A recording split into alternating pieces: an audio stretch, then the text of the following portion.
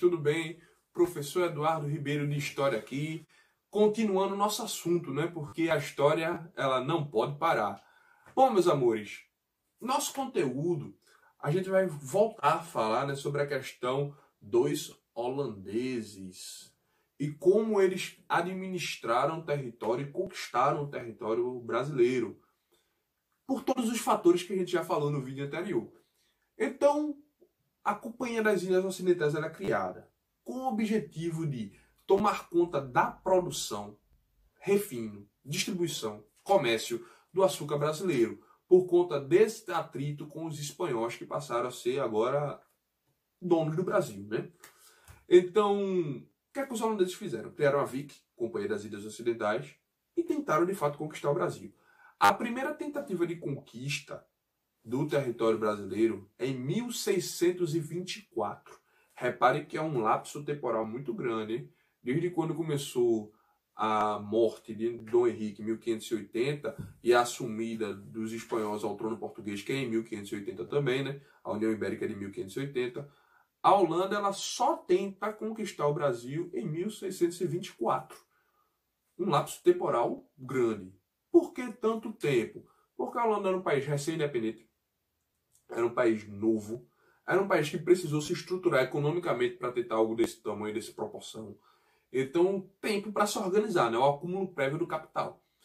Em 1624, eles deram início a esse plano e vieram. Só que o plano deu um pouco errado, porque eles tentaram invadir logo a Bahia, Salvador. E foi um plano que deu errado, porque Salvador era a sede do governo geral no Brasil. É em Salvador onde está o governo geral. Nisso que eles vieram conquistar o território, deu muito errado. Porque por ser a sede do governo geral, a capital, era onde tinha mais fortes, mais exércitos, mais soldados, mais resistência, mais canhões, mais armas. Então os holandeses eles são expulsos de Salvador, eles não conseguem conquistar a Bahia. E eles vão embora. Mas não desistiram do plano de conquista. Os prejuízos que eles tiveram nessa derrota em Salvador foram enormes. Mas passados alguns anos, isso foi em 1624 na Bahia, em 1630 eles vêm de novo, só que com um plano refeito. Dessa vez vieram para uma região que do ponto de vista econômico era mais rico, porque era o maior produtor de açúcar das Américas, Pernambuco. Era a região que, além de ser o maior produtor de açúcar das Américas, era muito menos protegido que Salvador. Tentar invadir por Recife. Recife é uma cidade que, do ponto de vista geográfico, sobretudo para a época, era muito fácil de ser conquistada. Por quê? É uma cidade que fica abaixo do nível do mar. O relevo de Recife é abaixo do nível do mar. Ou seja, as embarcações elas chegam e conseguem invadir Recife com muita facilidade. Muita facilidade mesmo. E chegaram em Recife. Recife era uma cidade, nem cidade chegava a ser considerada na época. Recife era um povoado de pescadores. Pessoas muito humildes moravam em Recife. E é muito fácil promover essa conquista. Os holandeses eles chegam e sem muita dificuldade eles conseguem invadir Recife. Por todos esses fatores. Recife na época era uma cidade murada. Bem aqueles filmes medievais, né? Tinha essa tradição. Era a única defesa de Recife. E vocês conseguem ver um resto da muralha de Recife em alguns pontos, tipo, dentro da Caixa Cultural do Marco Zero, tem a parte que o pisa de vidro, e você consegue ver um pedaço da muralha do Recife, que cobria o Recife, que na época Recife era muito limitado ao Recife antigo, aquilo era a cidade de Recife. Dentro da sinagoga, que eu citei no vídeo passado, você também consegue ver um pedaço da muralha, e ali perto da Praça do Arsenal tem um museu a céu aberto, onde você vê outro pedaço da muralha. Os holandeses, eles quando chegam, invadem Recife sem muita dificuldade. Canhões, né? Bum, derruba um pedaço da muralha, invadem e acabou-se. Conquistaram Recife. De Recife, eles passam pelo Istmo. O conceito de Istmo, vocês sabem, né? Da geografia. O Istmo ligava Recife a Olinda. Ali naquela região mesmo do Marco Zero. O Istmo depois ele é destruído, né? Ele é cortado anos depois. Mas na época existia esse Istmo. E eles atravessam pelo Istmo, chegam em Olinda e conquistam Olinda. Olinda, na época, era o centro econômico de Pernambuco. Era a capital de Pernambuco, na época, Olinda. E onde tinha engenhos, onde tinha a maior quantidade de senhores, certo? Era onde ficava o centro político, o centro econômico, e Olinda ela resiste muito às invasões holandesas. Mas não tem jeito, os holandeses eles, de fato eles conseguem conquistar Olinda também. E como símbolo da conquista, e também por conta da resistência dos senhores, Olinda é queimada. Eles atêm o fogo em Olinda e queimam Olinda, Olinda é destruída. Muito também as igrejas da época, todas não, mas uma boa parte também elas são incendiadas, né? Os holandeses eram calvinistas, e eles conquistam Olinda. É o início do governo holandês no Brasil. E esse início de governo ele é bastante interessante. Por quê?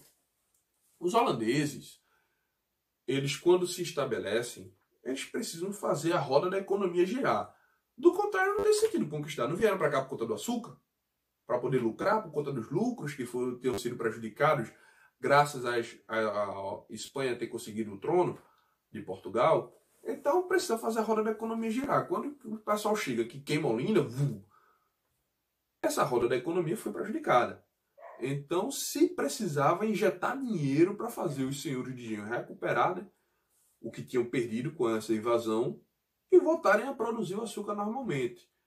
É pensando nisso que o Maurício de Nassau ele é contratado pela Companhia das Índias Ocidentais e é enviado para cá, para Recife e Olinda, né, para Pernambuco, para poder administrar todo esse governo holandês. Interessante, muita gente pensa que Nassau é holandês. Na verdade, Maurício de Nassau ele é alemão. Ele foi contratado pela Companhia das Índias Ocidentais para poder administrar o Brasil holandês, mas de nascimento ele é alemão, trabalhava para a Holanda. Nassau ele vem. Nassau era um homem muito culto, era um homem que dava muito valor às inovações técnicas, às inovações científicas. Nassau era um homem à frente da sua época. Nassau quando ele vem, primeira coisa, ele mexe algumas questões triviais, né, aqui de Pernambuco. Primeiro, mudança da capital. Ele tira a capital, que era em Olinda, traz para Recife. Ele gostava mais dos ares de Recife.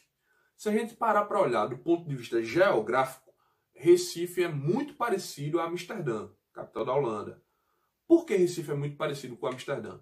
Porque Recife, assim como Amsterdã, são cidades abaixo do nível do mar, ou seja, ele estava mais familiarizado com esse tipo de relevo. E Olinda é uma cidade muito parecida com Lisboa, capital de Portugal. Que Olinda, como Lisboa, são cidades altas, né? Cidades com muitas ladeiras, cidades altas. Ele traz a capital para Recife e passa a desenvolver a região. Interessante que o Maurício de Nassau ele desenvolve a região muito em função porque era o lugar onde ele estava. Tem gente que pensa, se os holandeses eles estivessem aqui, hoje nós não seríamos um país pobre. Por quê? Basta a gente olhar os outros países que foram conquistados pela Holanda. Nenhum país conquistado pela Holanda é um país desenvolvido. Nenhum. Nenhum mesmo. E aqui, tanto é que durante a administração de Nassau, ele só desenvolveu de fato Recife, porque era onde ele estava. O resto do Nordeste, ele vai sendo paulatinamente conquistado pelos holandeses e ele não se preocupou em desenvolver região nenhuma.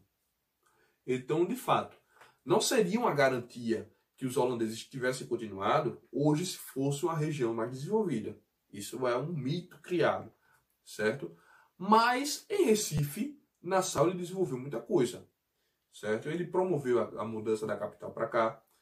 Ele emprestou muito dinheiro mesmo para donos de engenhos, para poder se reestruturarem, para poder se reconsertarem, para poder se montarem novamente, montarem suas estruturas de produção de açúcar. E aí, né, quando se solta dinheiro, você é o bom. Nassau é o cara, claro, soltando dinheiro, né? Então, Nassau ele começou a soltar dinheiro, sem falar nos investimentos em infraestrutura e tecnologia. Maurício Nassau, quando ele veio para o Brasil, ele traz consigo 2 pintores, que eles pintavam e retratavam a maioria de tudo que se tem registrado sobre o Brasil holandês. Frans Post e Albert Eco. O Frans Post ele retrata muito a questão das paisagens desse Recife, desse Brasil holandês. Albert Eco, ele registra muito, tem gente que chama Ecout, né? Mas eu chamo Eco. ele registra muito mesmo a questão dos fenótipos humanos, né? Dos indígenas, dos africanos. E aí é uma coisa interessante, né? Porque algumas vezes ele acaba sendo até estereotipador. As pinturas, né, que ele retrata muitas vezes mostram coisas irreais, né? Tipo aquela pintura que vocês devem conhecer, né? Da mulher tupinambá, que ela tá com um cesto, com uma perna dentro, ela tá com um braço na mão. Aquilo é muito também da imaginação dele, certo? Mas são dois pintores fenomenais. Nassau traz para cá, Nassau traz para cá botânicos, Nassau traz para cá pessoas que entendiam de astronomia, engenheiros, arquitetos, e ele começa a desenvolver muita região. Sem falar na questão dos judeus. Os judeus na Península Ibérica, né, Portugal e Espanha, eles estavam no período sendo extremamente perseguidos por sua religião. Eles eram forçados a se converter. E lá em Portugal, na Espanha, era o seguinte: um judeu, ou ele se convertia e passava a ser chamado de cristão novo, e mesmo assim ele não era respeitado na sociedade, que dizia, um cristão novo, um recém-convertido. Ou ele era queimado. A fogueira da Santa Inquisição estava com força total na Península Ibérica, queimando muita gente. Então muitos judeus fugiam. Nassau, precisando de dinheiro para poder investir aqui na reestruturação e fazer com que este lugar prosperasse, ele abre as portas para os judeus, sabendo que os judeus eram comerciantes que tinham muito dinheiro. Disse, olha, o judeu que quiser vir para cá, a gente vai ter uma perspectiva de tolerância. Repare que não é respeito, nem é liberar. É tolerância com a questão religiosa. Então, por conta disso, muitos judeus eles vieram para Pernambuco no período. Tanto é que, como a gente falou, né, no outro vídeo, que aqui em Recife é onde se funda a primeira sinagoga das Américas, Sinagoga Carraus do Israel. Muito por conta disso também, certo? Na época, aquela rua, hoje Rua do Bom Jesus, na época era chamada de Rua dos Judeus, para vocês verem a grande quantidade de judiarias que existiam ali, né? A grande quantidade mesmo. E o Nassau, ele passa a investir muito em Recife. Muito na construção de palácios, na construção de aterros, para poder expandir a cidade. Recife é edificado, né, isso não é novidade para ninguém, em cima do mangue, né? Recife é construído em cima dos mangues. Recife é uma cidade construída em várias ilhas. Então, Nassau investe muito nessa questão dos aterros, para expandir o tamanho da cidade, para fazer com que Recife crescesse, se desenvolvesse, se tornasse uma cidade importante. Estudos de astronomia, de botânica, de tudo isso. É um cara que veio com a perspectiva de desenvolver economicamente a região. E, de fato, não tardou muito para que Recife se tornasse a cidade mais importante das Américas. Do ponto de vista econômico, Recife passou a ser a cidade mais rica entre todas, superando inclusive Olinda. Recife tornou-se uma potência enorme, uma cidade muito voltada também para as questões comerciais. Recife era uma cidade comercial por excelência, muito comercial, enquanto Olinda era uma cidade que era muito focada na questão da produção açucareira, pelo menos para a época. E Recife não tinha produção açucareira não? Tinha, e como tinha? A questão do bairro da Várzea, por exemplo.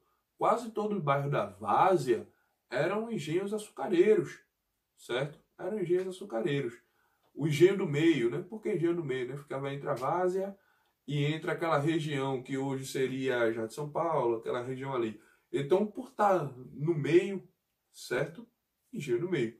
Então, eram regiões extremamente ricas na questão açucareira, extremamente poderosas.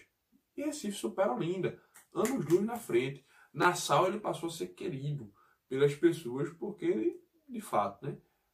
No que diz respeito à administração pública, em Recife ele foi um mestre. No que diz respeito ao restante do Nordeste, do qual ele também administrava, né? Ele não foi essas coisas todas. Então, por isso que é bom a gente falar sobre a desmistificação do mito, certo? E assim se foi. Nassau ele percebia também uma coisa, a dificuldade na comunicação, certo? Recife, por ser uma cidade edificada em cima de ilhas, era difícil passar de uma para outra. Muito complicado isso. Então, a construção de uma ponte se fazia necessário. Sobretudo para o bairro do que hoje seria o Recife Antigo, né, ligando a outra ilha economicamente muito forte, comercial, que é Santo Antônio. Então, uma construção da ponte era um projeto trivial, fundamental, importantíssimo, do qual o Nassau ele tinha que tomar parte, certo? E fazer. A construção da ponte passa a ser uma das pautas políticas dele que ele mais gostou e mais se admirou. Então, por isso, pessoal, na nossa próxima aula a gente vai ver, né, o que a gente escuta falar muito, a história do boi voador, né, que Nassau ele disse que ia colocar um boi para voar na inauguração dessa primeira ponte das Américas, certo? Na nossa próxima aula a gente vai ver isso, a gente vai ver o término do governo Nassau durante essa administração holandesa, a gente vai falar mais um pouco sobre os holandeses e vamos também para a expulsão dos holandeses aqui no Nordeste brasileiro, tá bom, pessoal? Para vocês, um abraço e